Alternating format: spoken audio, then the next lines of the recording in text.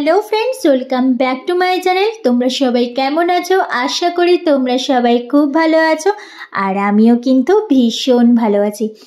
আগের দিন আমি আমার মামামের বার্থডে সেলিব্রেশন করেছিলাম। রাতে যা যা করেছিলাম আয়োজন তোমাদের সাথে শেয়ার করেছি।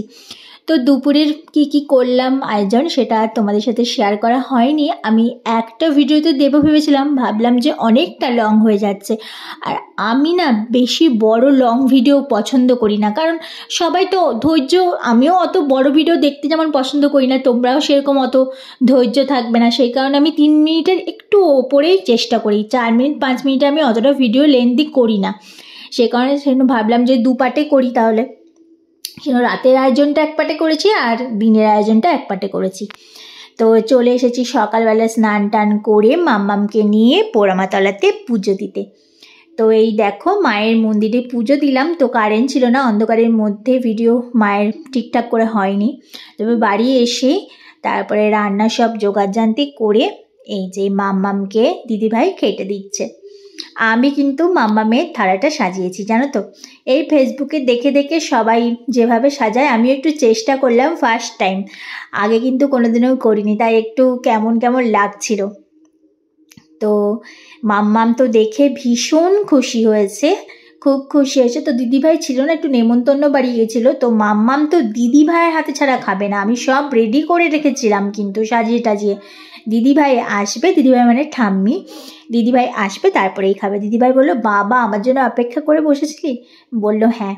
দিদিভাই এলো, দিদিভাইয়ের হাতে মেখে তারপর দিদিভাই দিল, আর তারপরে আমার মাম্মাম খেলো।